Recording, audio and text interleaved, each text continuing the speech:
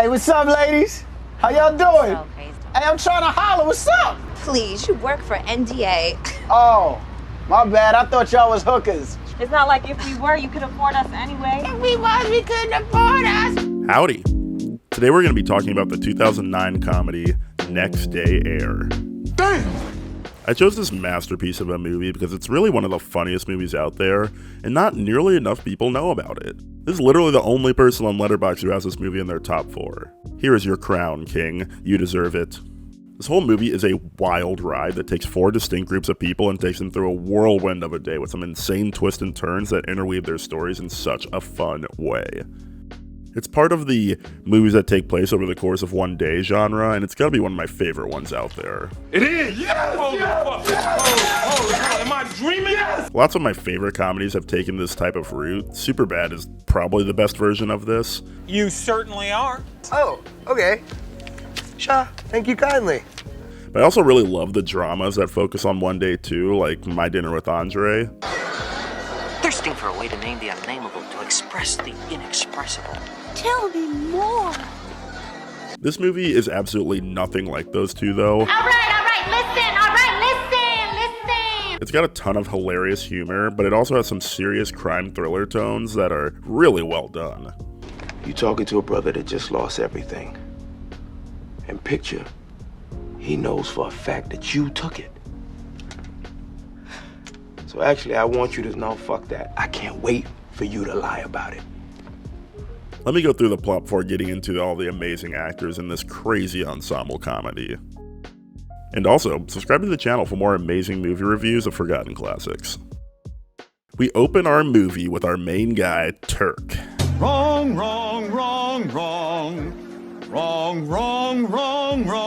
Well, I mean, his actual name is Leo, and he's a delivery guy for NDA, Next Day Air. He said it!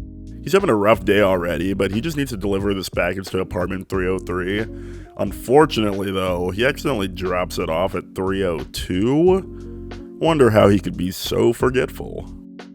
Now we check out the boys in 302, Guch and Brody. They open the package and discover 10 huge bricks of flour. I know this ain't what I think it is. I mean, yeah, it's not flour, but whatever, I think you get it. What appeared to be a pizzeria turned out to be an illegal drug lab. Brody's cousin, Shavoo, is a dealer, so they call him up in the funniest way possible. We need to talk for real. Come on, dog. What's your language? I know. I don't curse. Look, check this out. I got 10 bad bitches at the crib right now trying to fuck. And you gonna love them. They're your type of bitches. Well, you know me, bro. I don't care how bad a bitch is. If she too old, I ain't pulling my dick out. You know that? Man, they have the ages of the bitches that you fucking right now. Man, ask you something, bro. How you get 10 bitches?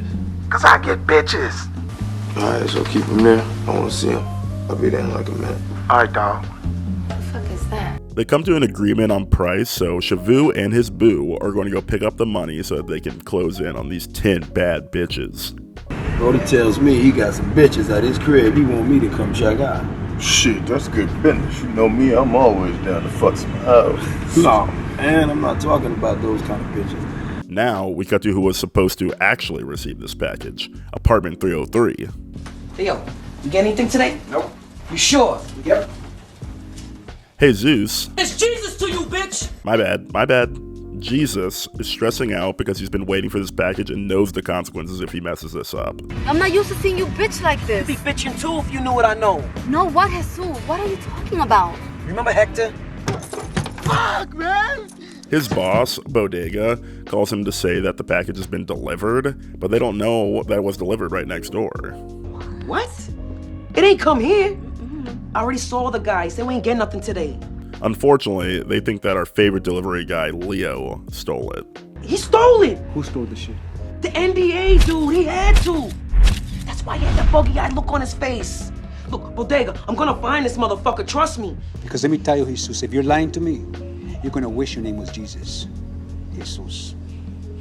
Let's check back in with Shavoo and his boo because they ran into a little bit of trouble with picking up their money for the deal. Boo. Oh, Oh, shit. Like Walter fucking White, they've been keeping their money in a storage facility, but the manager is a braggy dumbass. Funny, girl, not all this here just the front, baby. I'm balling, baby. I'm balling. Who notices drug dealers storing money in his building and decides to make the very stupid decision to rob them. Like, what? Well, about time for me to be hitting the old dusty trail. It definitely does not work out very well for him. Cut back to the couple from 303, and they're on the hunt for Leo to find their package. Okay, keep your eyes peeled for a great NDA truck. All And right. you know I don't like you coming with me, so don't be wilding it out. Yo, man, you act like I don't know how to fucking act or something. You don't. Much to Jesus' dismay, his boss has made a surprise visit from Mexico to help search for the package together. Oh, shit! Oh, shit! They finally catch up to Leo, but he doesn't have any answers for them because, well, you know. They take him back to the apartment, and he finally realizes that he messed up and delivered the package to the wrong door. Okay, I can't believe I messed this up. This is it right here. Beat that! See, I told you he didn't bring it here. Beat that. We cut back to the boys in 302, and the deal is contentious, but it's still happening. Yeah, Shavoo, I forgot to ask you, man. How's your mom doing? My mom's died last year, bro. But fuck all that. You didn't go and grow a brain on me last night, did you? What's that mean? Brothers do anything for $1 these days, bro. I mean, my end is straight. What about yours? What about me? I ain't seen you in a long time either. You could be fucked up. When I ever been known to be fucked up, bro? Well, like you said, a brother do anything for some money.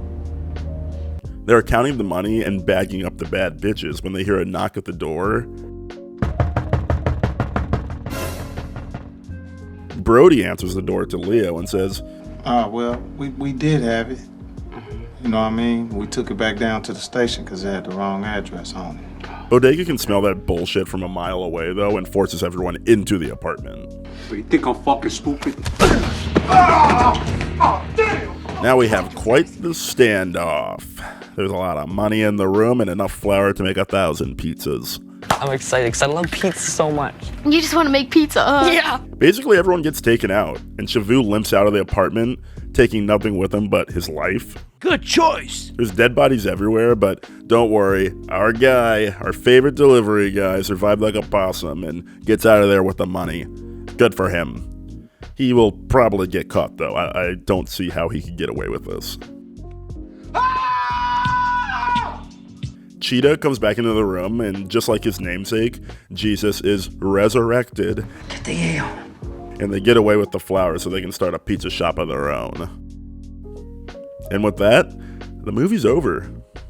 What a wild ride it's been. Well, we might as well start with Benny Boom since he's right here. Hi, how are you? He spent most of his career doing music videos, and specifically like hip-hop music videos. He's worked with all the biggest names, including some pretty gross people, too. Brother, what's that? What's that, brother? But also some serious legends that I have a lot of love for. Some of these videos are pretty iconic, too. I go hard in them. But there's honestly not that much variety to them. He definitely has like a formula that he works for these videos, and he keeps on reaching into that bag. You got me. Next Day Air was his first movie, and I must say, he kind of killed it. It was a great movie for a directorial debut. I'm proud of you, you know that. I hope you do. He shot the whole movie in only 20 days, too, which is really fast, but especially for your first movie, it's like super fast. Speed has never killed anyone. Suddenly becoming stationary, that's what gets you. I have a lot of respect for the guy, but I gotta clown him for a little bit here, for just a little bit. But I'll let the video speak for itself. I mean, Benny Boom released this himself onto his own YouTube channel. Yo, what's up everybody? It's Benny Boom. Come check me out. I'm hosting a party at Opera on Thursday, May 7th. It's a pre-Next Day Air weekend party, so we can kick the whole weekend off with this party right here. So check it out. We're gonna go to the party. It's gonna be cast members, crew, myself, the producers, and everybody else. We're gonna leave right from there and go get tickets to the movies. There's so much to say about this, but the 10 p.m. to 2 a.m. thing is like pretty wild for a celebrity meetup type event. When it's after 2 a.m., Just go to sleep. You could probably get drunk with Benny Boom if you actually went to this. The special invited guest part might just be my favorite. We don't know if they will come, but they are invited. I'm surprised that they didn't just put the president on there, because he could have fit the criteria pretty easily. I'm going to be inviting 100 celebrities to my pre-next day air weekend party. We got the full cast invited, like, yeah, that makes sense. The cast and producers of One Tree Hill and Hell Date might sound weird at first, but this pre-release party for Next Day Air is also a birthday party for Kadir Whittle. What the fuck is happening here? Absolutely insane. And yes, I will be going through every single name on this list. Are you serious? This was a rabbit hole I dove straight down into. Let's do this! Mr. Bentley was on a P. Diddy reality show called Making the Band, which is so fucking funny, by the way. Yo, fam, Puffy just told us to go to the store in Brooklyn and bring him back a cheesecake and walk. Might be a little tainted now with Diddy's current situation, but Now I'm lumped in with a diddler. What am I gonna do? he hasn't really done too much in the entertainment industry, but he weirdly has 4 writer credits on Kanye West songs from Yeezus. Like, what? It's so weird. But I guess it would be a little bit weirder if it wasn't with another weirdo like Kanye. Shut the fuck up, I will fucking laser you with alien fucking eyes and explode your fucking head. Palau Dadan is an insanely prolific music producer who has produced like some pretty huge ones, like Pimpin' All Over the World, Fergie's song London Bridge, that's a classic, and even that new Nicki Minaj song that sampled Baby Got Back.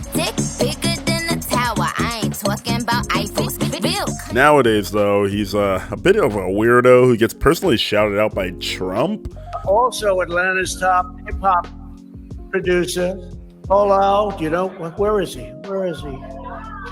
The Don. You know, Don King used to call me the Don, right? He still does, actually. But you didn't get it from Don King, I know that, right?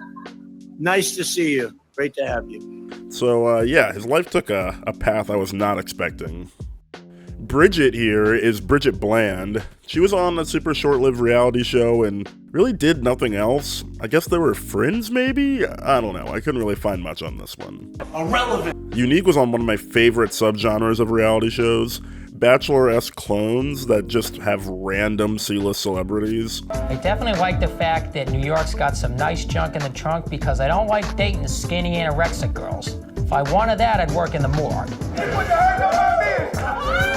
She tried to date Ray J and came in second place. Always remember, if you ain't first, you're last. Chris Webber is just like an amazing basketball player. Along with Lamar Odom and Candace Parker, I don't know why they're on this list too, but maybe they were all friends. They all were in the LA area. I mean, I guess Sacramento was kind of close. Is Sacramento the best place to raise your family? Well, a new study says no. I honestly wish I was in LA during this time because this would have been such a blast to go to. I just would have loved to have known who showed up to this party.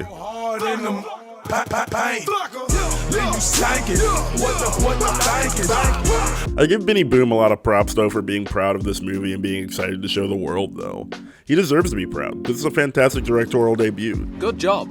It totally deserves to be in the top realm of first movies for directors. One of these things is not like the others. One of these things doesn't belong. Also, the cinematographer on this movie was David A. Armstrong for some reason. What are you doing here? And not in a racist way. It's weird that he's on this movie because he's really only worked on like really dark, gritty movies. Not really any comedies in his filmography. Oh, wait, what? Okay, never mind. What the fuck is P.S. Your Cat is Dead? I hope that's a comedy. Hopefully that's not a gritty horror movie. His love life is a nightmare. Here's your diaphragm. Keep it. I bought a new one.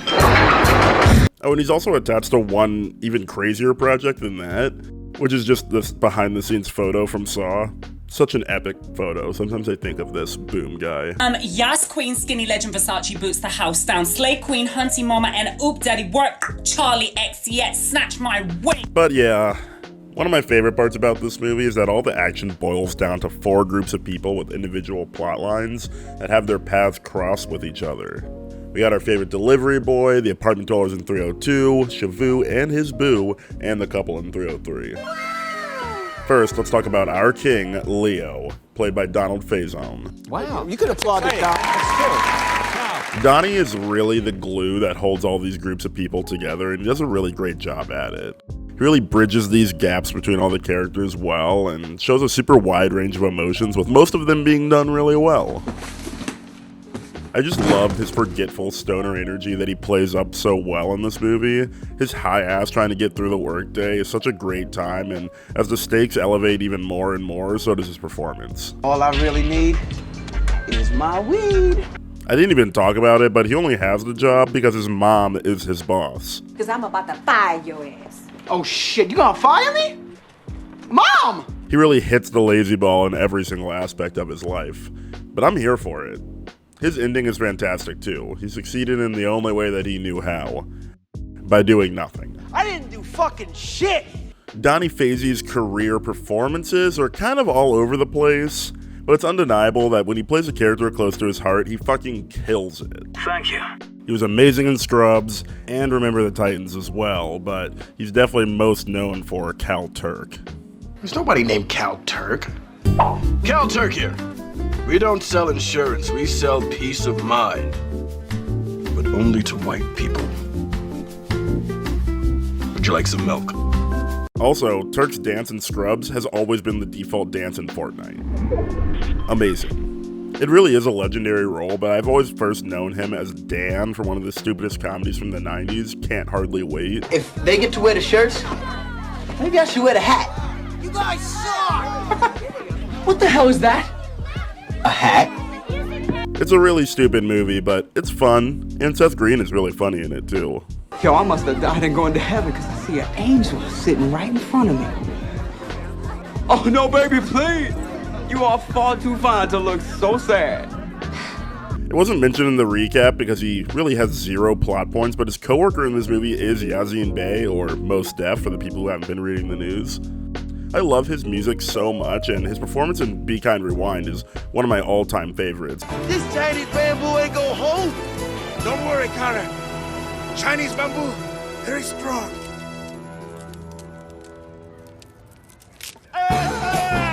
Even though he can be completely ignored in a plot summary, he gives great comedic side roles and bounces off of Faison really well. Man, fuck this job. I hate this fucking job. Only reason I got this job is to keep my PO off my back. I shouldn't have fucked her. That pussy was good. Usually his roles have such a deep darkness to them, and I really love when he's able to just crack jokes and have a good time. You tell your mom I said peace. Yo, I'm just saying, what, I can't appreciate your mom? Come on, man. That came out wrong, my bad. Get thanks. Now let's talk about our favorite apartment dwellers, Guch and Brody. They're played by Wood Harris and Mike Epps. And that shit was stolen anyway. So what? The only dude I know ride around in a stolen car for 2 years and act like he's yo. Man, I ain't got time to be stealing cars every day. They really are perfect as the apartment dwellers. These two are bringing most of the comedic elements to the movie, but I also really love how deep they get with each other. Just in case motherfucker try some shit, I told you, motherfucker, he ain't gonna do nothing. If you think for 1 second that I'm gonna be in here ass naked with 10 bricks in one hand, my dick in the other, you fucking crazy. Let me explain something to you. Number one, I ain't no bitch. And if they try anything around here, they gonna have to kill me. Well, thank you, because they gonna have to kill me too. That's my family, Guch. I told you, he ain't gonna try nothing. I grew up with him. I know his mama, I know his daddy, I know everybody in the motherfucker. About none of that, man. That shit don't mean nothing to me, man. You don't never let your guard down talking about family. Fuck that. This ain't no fucking game. 10 bricks is 10 bricks. A hustler will kill you for that. I would. You'll kill me. A motherfucker will kill you for one. You already know that. You one of them motherfuckers. So heartbreaking. I hear you. Such a great delivery from someone who's mostly known as a comic. Little boys don't like when you fucking their mama. Where's your mother at? She ain't here! The two of them feel like real brothers, and I love the adorable dynamic between them. This is some bullshit. You scared? Who? You. I ain't scared of nobody. Out of here. Oh, you gonna laugh about it? You can get the fuck out of here right now. I'm not going nowhere. I done paid a couple bills up in this bitch. Mike Epps has always been known as a hilarious stand-up comedian, but in this movie he really wanted to prove that he could read off a script and committed to not improvising at all in this movie. He did a great job in this film.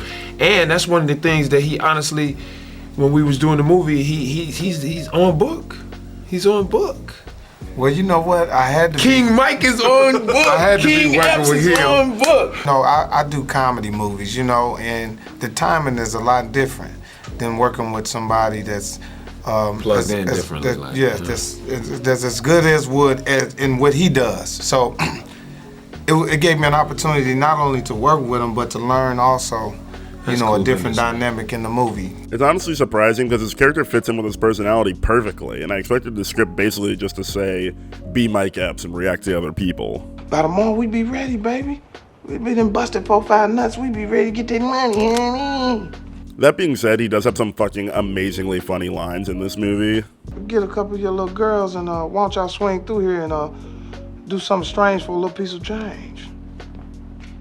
I was a bit disappointed watching the garbage Mike Epps movie Meet the Blacks because he repeated the line, but whatever. It's good enough to be in all of his movies and specials.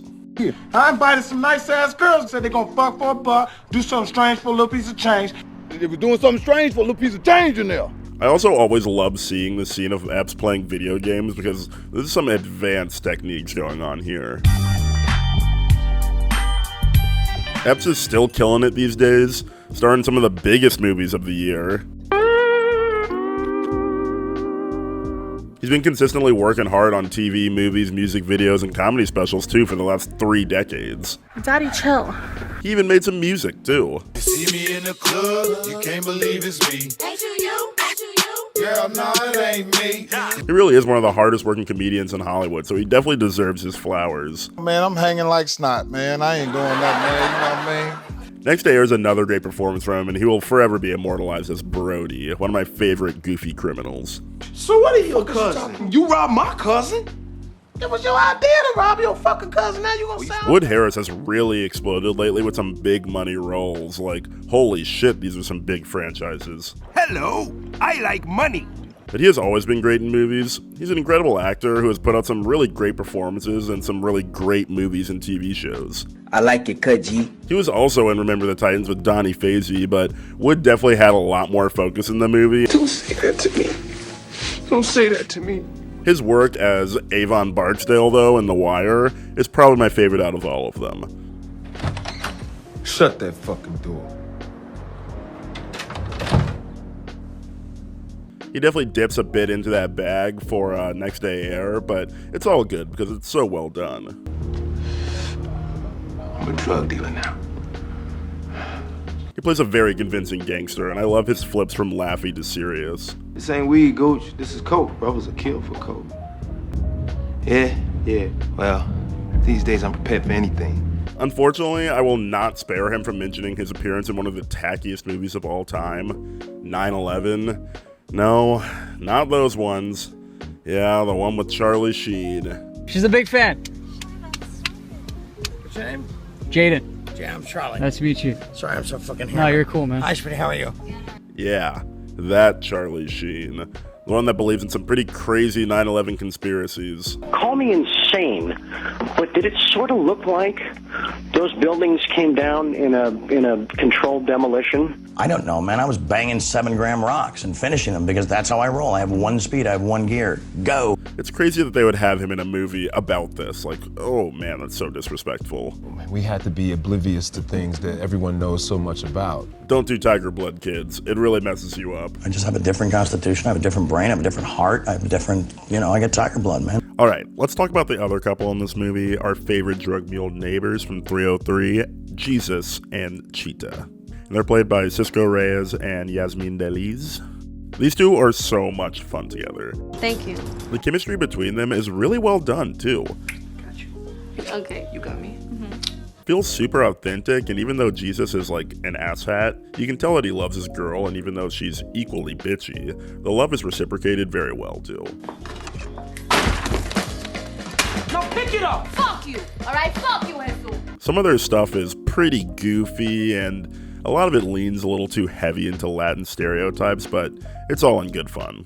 Motherfuckers, you loco? Huh? I love the scene when they're tracking the package. I can't believe you gave him this address. So you wasn't here. He just called up and he asked for an address. I didn't know. Exactly. No sé. I don't know. That's what you say. I used to live in LA and I saw couples like this all the time. It gives me like great nostalgia to hearing my neighbors arguing back in the day. And it's Jesus to you, bitch! Your mother is the bitch, okay? Fuck out of here. The montage of Cisco getting ready for the final battle to the song Aguanile by Mark Anthony is such a memorable scene. Maybe it's just the song, or maybe it's the slow-mo and the smoke swirling, or maybe it's the chicken fighting that they kind of piped in there, but it's just so perfect. Phrasing. Shut up! Every time I hear the song, I think of this scene, and like, it's not even really that well done. Like, there's way too many cross dissolves, but there's just something so perfect about it. I gotta tell you, it was perfect. Perfect. Everything, down to the last minute details. It's funny because Yasmin was a little bit hesitant to do the ritual at first. You know, I'm very Latina, grew up very Catholic, and I don't practice that. And, you know, had to warm up to the idea, and I came around, of course, after I spoke to my mother, and she said, Yasmin, don't worry about it. You know, los santos, los muertos no te van a venir a tocar la ventana por la noche. You know, you're okay. God is with you. Okay, yes. Mama, thank you. It's pretty fun because they actually auditioned together and got the role together, but the story is definitely interesting, to say the least. You know, I was auditioning with every Latina in town all day, and, you know, came along for Yasmin audition, and, you know, Benny was like, you know, bring it out of her, Cisco, you know, she's really good, you know, so, but you just bring it out of her, you know, and there was a scene where it's like, hey, I'm coming with you. No, you're not. She's like, yes, I am. Well, okay, well, then come on. Muévete. And I said, oh, yes, he pretty much spanked me. Okay, when I said everything, well, no, I'm glad he did, because, you know, he got a natural reaction out of me. Yeah, kind of weird, but whatever. They both seem fine with it. So basically, I asked her what my limitations were, and she was like, nah, go ahead, anything, go ahead. I was like, okay. Cisco is a YouTuber these days. Welcome to the club, buddy. And he made some pretty cringy sketches during the quarantine.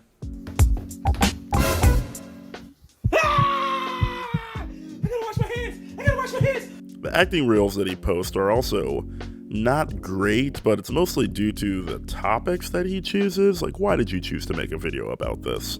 If I gotta break up one more fight over who gets to watch what, or why we gotta have pizza one more night, I'm gonna get the virus myself just so I can have 2 weeks of peace and quiet. He's honestly just having fun with this channel, though, and I'm totally here for it. You know there's a Dorito serial killer out there, right? Dorito serial killer? Yeah. That's the stupidest thing I ever heard of. 12 seconds later.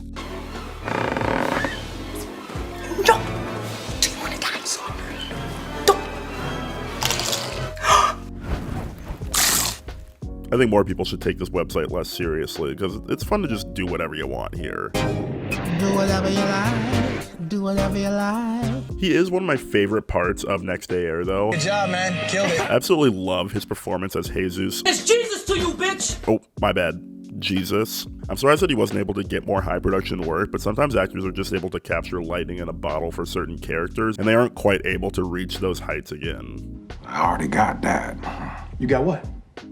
Lightning in a bottle. No, Levi, that's just a phrase. I got that, dog. Lightning in a bottle. Blip. Hopefully we see him in a similar role in the future, because I love his portrayal as Jesus. Yasmin Deliz was great in this movie as Chita. Thank you! She hasn't really had any other major roles in films or television, other than Cougar Town, of course, the pinnacle of television. I probably mentioned in the past my fondness for a TV program called Cougar Town. Here and there. Yeah. She also worked as a VJ back in the day. It's like one of those jobs, hey, for a guy like me to have a shot at it, I mean, it's great, you know? It's the best job in the world, and so, hey, I was gonna, you know, I heard, you know, why not, right? Everyone can take a shot.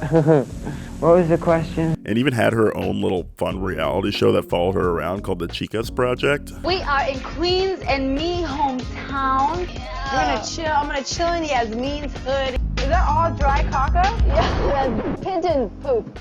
That's so much Girl, get used to it. This wasn't on my radar before, but not gonna lie, there's some fun to be had with this show.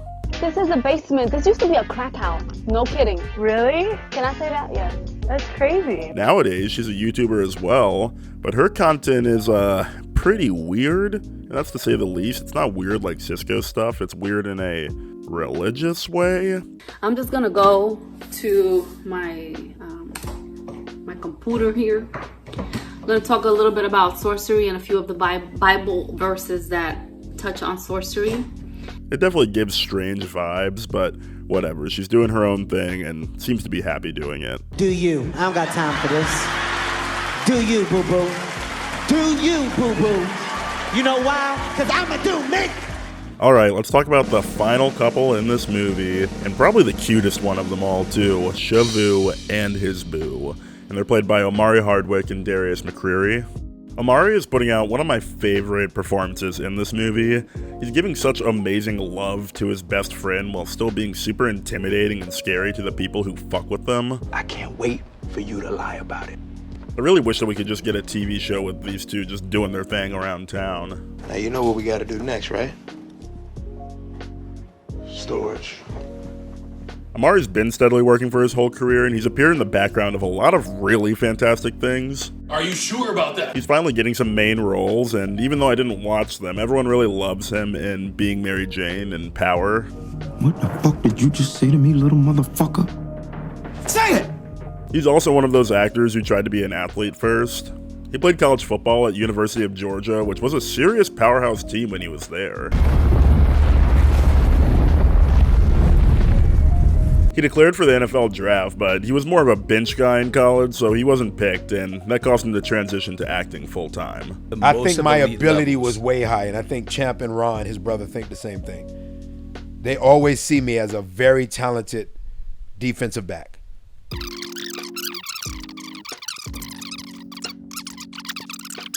Could you be doing what you're doing now if you didn't play football? No. Because the pain of not getting to that level that I really, really wanted to get to as a football player, I've inserted or injected in this acting shit. Darius McCrary may also look like a linebacker, but he's not. He got his start in child acting, actually, and I didn't even realize it until I started making this video, but he's Steve Urkel's cool older brother from Family Matters. Son, were you drinking? I blew the foam off a few. Uh-huh. He's gotten some pretty tiny roles in huge franchises over the years, though. He even had a small part in one of my favorite Saw movies, too, Saw 6. I gotta go on a little bit of a tangent here, because in this movie, Jigsaw's always known for killing murderers, people who do bad things. In this movie, Jigsaw punishes someone for being a smoker. This man has continued to smoke even though he has a history of high blood pressure and heart disease. It's crazy. The morals get a little bit weird in this one. I wasn't expecting anything. The frosting on Dan's birthday cake contains 29 tablespoons of koala urine. One for each year of his pathetic, meaningless life. What did you say? He even voiced a slightly racist stereotype transformer, Jazz, in the first movie. Jazz, this looks like a cool place to kick it. One of my favorite bits from Darius in Next Day Air is how they never say what his name is.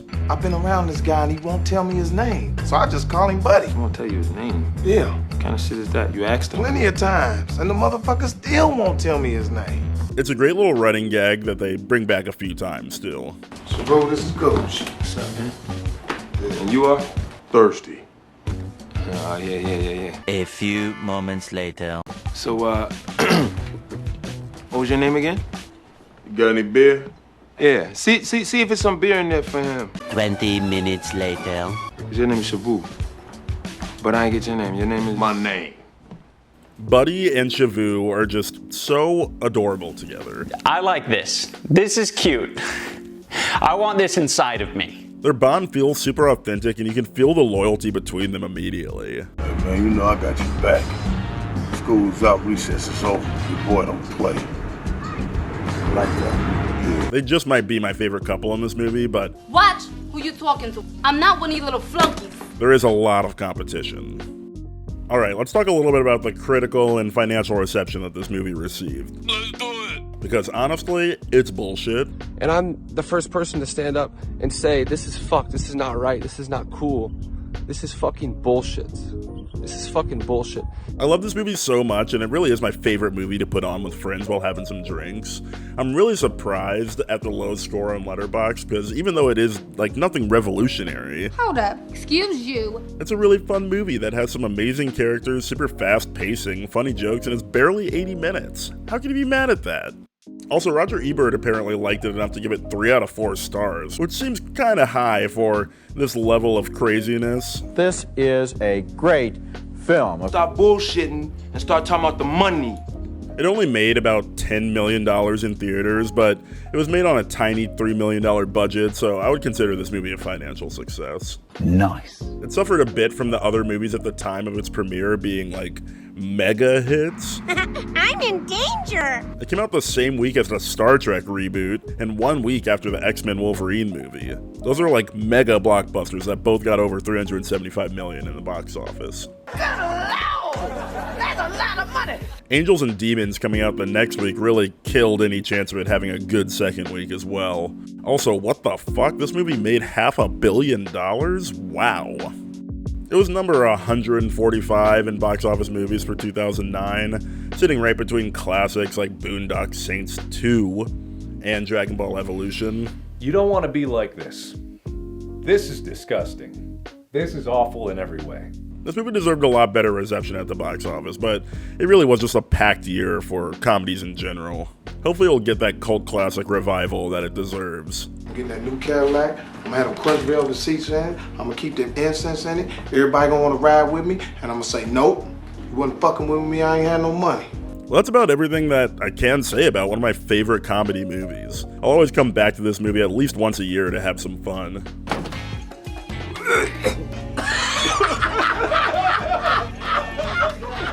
Hope we can get some more fast-paced action comedies like this from Benny Boom, because his other movies are way more serious and also garbage. But this is such a great time. She got a staph infection. He'll hit it anyway. He don't care. Bring her on anyway. I got some antibiotics over here. Bring that bitch on. All right, cool. You still gonna hit it too, ain't you? Mark. Thanks for checking out my video on Next Day Air. Smash that like button if you like the video, and definitely subscribe if you want to see more reviews like this. All the movies I choose on this channel are because I have some sort of strong attachment to it, whether that be for good or bad reasons, so I really love hearing people's personal stories about these movies, so definitely drop a comment if you remember seeing this movie back in the day. I saw this movie in theaters as a kid, and I've always been telling people about it because it was really flown under most people's radar. It's a great movie, and it deserves some shine. I also want to thank everyone for the great reception on my last video on basketball. I've had a great time going through the comments and hearing about how this movie impacted them too. I love seeing how many other people played this game after loving the movie, because sometimes it felt like I was the only one. Thanks again, everyone, and I'll see you next time.